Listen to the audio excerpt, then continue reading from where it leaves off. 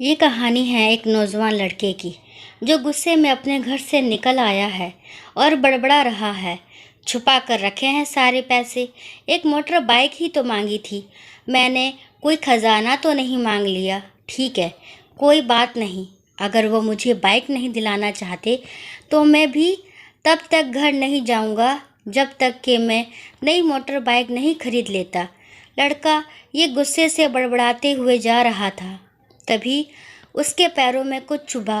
पैरों की तरफ देखा तब उसे रियलाइज्ड हुआ कि वो हड़बड़ी में अपने बदले अपने पापा के जूते पहन कर आया। पैरों में क्या चुभ रहा है ये देखने उसने जूते चेक किए तो उसने पाया कि जूते में से एक छोटी सी कील उभर आई है जो बार बार उसे चुभ कर घाव बनाने की कोशिश कर रही है। गुस्से में वो फिर बड़बड़ाया, मैं ठीक ही सोचता हूँ। मेरे पिताजी सच में बहुत कंजूस हैं। देखो कितने पुराने और क्या घटिया क्वालिटी जूते इस्तेमाल करते हैं। पता नहीं सारा पैसा छाती पर लेकर जाएंगे क्या। लड़का अपने गुस्से और बौखलाहट में आगे बढ़ता रहा। थोड़ी दूर जाकर एक बगीचे तक पहुंचा। वहां पर बेंच पर बैठ गया। अचानक वहां पर उसे याद आया कि वो अपने साथ अपने पापा का वॉलेट भी उठाकर लाया था। उसने सोचा आज पता चलेगा पापा पैसे कहाँ छुपा कर रखते हैं। उसने अपने पापा का वॉलेट अपनी जेब से निकाला जो बहुत पुराना और फटा हुआ था। यहाँ वही वॉलेट था जो पापा घर में किसी को छूने भी नहीं देते थे। जब लड़के ने अपने पापा का वॉलेट खोला तो उसमें महज 120 रुपये थे और अपनी फैमिली की फ़ोटो और एक छोटी सी डायरी थी। डायरी को देखकर लड़के ने सोचा, अच्छा तो इसमें छुपा कर रखे हैं सारे राज। इसी में लिखा होगा किससे कितने पैसे लेने हैं या किसको कितने पैसे दिए हैं। अब पता चलेगा कि पापा ने कहाँ कहाँ पैसे इन्वेस्ट कर रखे हैं। ऐसा सोच के लड़के ने जब छोटी सी डायरी का पहला पन्ना खोला तो उसमें लिखा था 40,000 बेटे की पढ़ाई के लिए उधार। लड़का ये देखकर शॉक हो गया। उसने फिर दूसरा पन्ना खोला जिसमें लिखा था 50,000 उधार, नया लैपटॉप बेटे के लिए। ये वही लैपटॉप था जो पापा ने 2 साल पहले ही अपने बेटे को दिया था क्योंकि वह कॉलेज जाने लगा था। लड़के को अब पता चला कि वह जो भी चीज़ें पापा से डिमांड करता तो पापा कहाँ से पैसे लाते थे। डायरी के इन 2 पन्नों ने ही लड़के का गुस्सा पूरी तरह शांत कर दिया और उसके मन को पश्चाताप से भर दिया। लड़का एक एक करके डायरी के पन्ने पलटता रहा और उसकी आंखों में आंसुओं की धार बहने लगी जो हर पन्ना पलटने के बाद बढ़ती ही गई। उसे पता चलता गया कि पापा ने अपनी फैमिली की ज़रूरतों को पूरा करने के लिए किस किस से कितना उधार लिया है।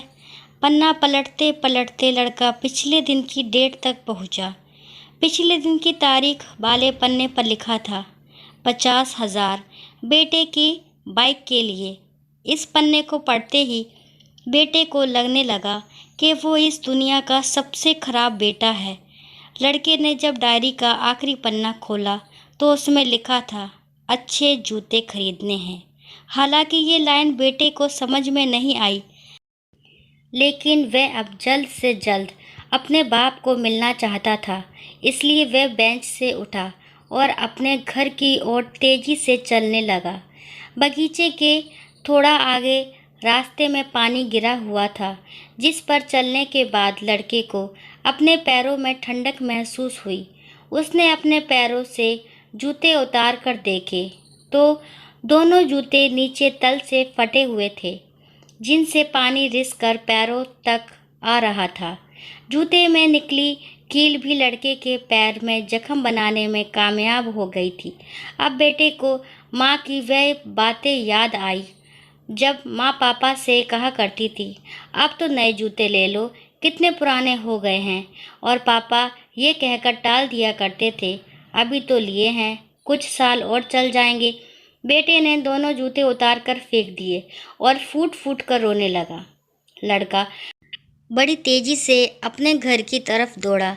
ना जाने उसमें इतनी ताकत कहाँ से आ गई कि रास्ता बहुत लंबा होने के बावजूद वह थोड़ा भी नहीं थका। और सीधे अपने ही घर जाकर रुका। घर जाकर उसे पता चला कि पापा घर नहीं हैं, मगर उसे पता था कि पापा कहाँ मिलेंगे।